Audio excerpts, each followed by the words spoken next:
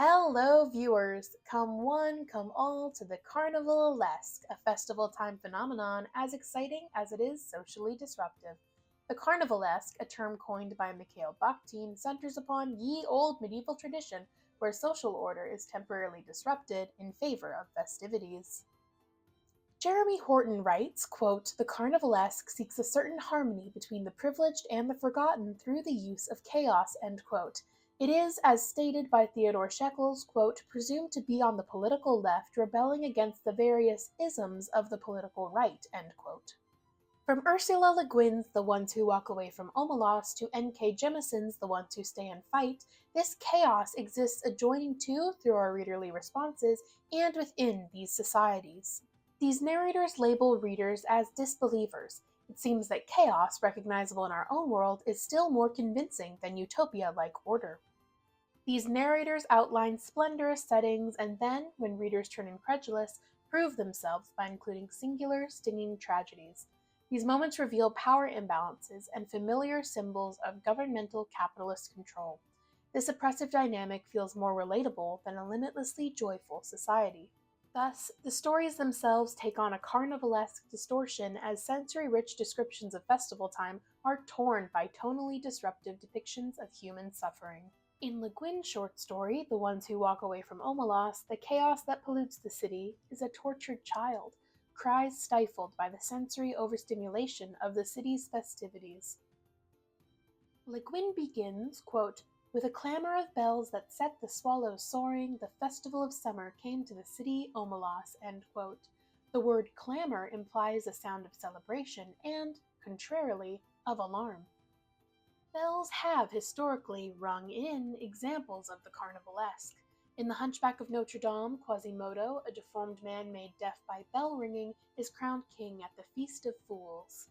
In the musical, Alan Menken's lyrics state that this is because of the distortive power of the festival. Menken summarizes, quote, "So exciting, colors, crowds, and smells, where it's twice as noisy as the bells. Every man's a king and every king's a clown. Once again, it's topsy-turvy day," end quote. Thus, the noisy nature of a festival can drown out a text's quieter underbelly, ranging from a fear of non-normative bodies to child abuse.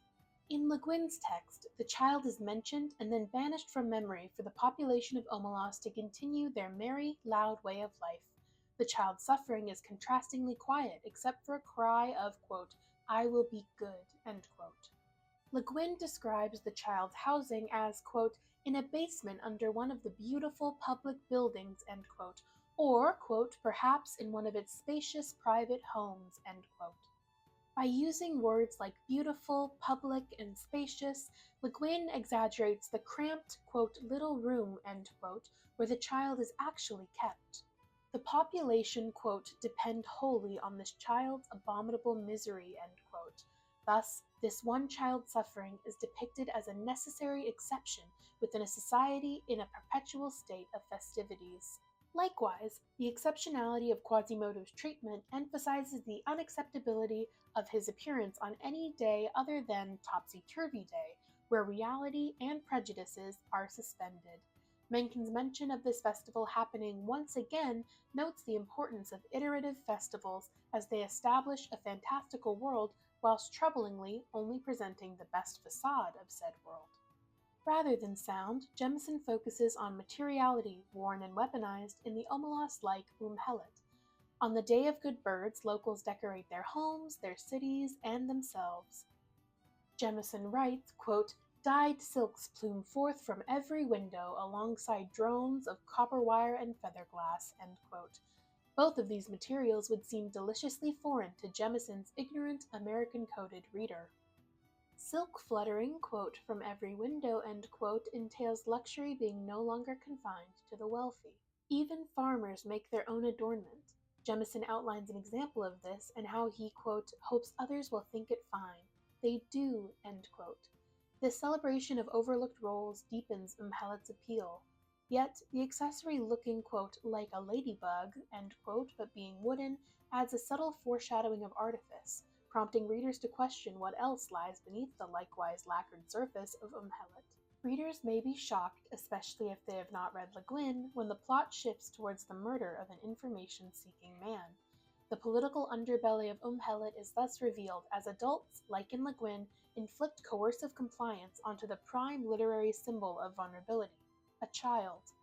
The scene's only familiar feature regarding materiality is the weapon being, quote, a beautifully crafted pike, end quote.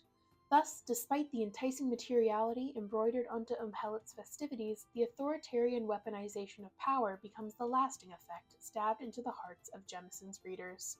Both narrators begin by describing worlds that could tempt any tourist. Afterwards, they lift the proverbial curtain from the festive facade. Aaron Miles instructs authors to consider how celebrations serve, quote, a vital role in the story, end quote. These festivities do serve a vital role as an obscuring layer that invites intrigue and hides the truth. Twisting the convention of festival time sparks curiosity as readers, perhaps more pessimistic than we should be, start to see these surface-level utopias as believable realities. Although Harvard professor Harvey Cox proposes that we are going against, quote, our heritages, end quote, when we cannot believe in these worlds without realistic elements. Cox proposes that the West is facing a, quote, impoverishment of the vital elements of life, end quote. This idea implies a fantastical richness that society has abandoned for the, quote, prosperity, end quote, of reality. So, when authors include harsher realities, they open the world of fantasy for the discerning reader. Yet, at what cost? In this sense, works filled with sensory richness may become a means to an end, a costume to hide chaos. It is perhaps sad to imagine that we may always yearn to voyeuristically observe what we already see far too often, suffering inflicted from the hand of the empowered onto the bodies of the disempowered. Thank you for watching. Feel free to sneak a peek at my sources, and if you want to chat further about festivals, leave me a comment down below.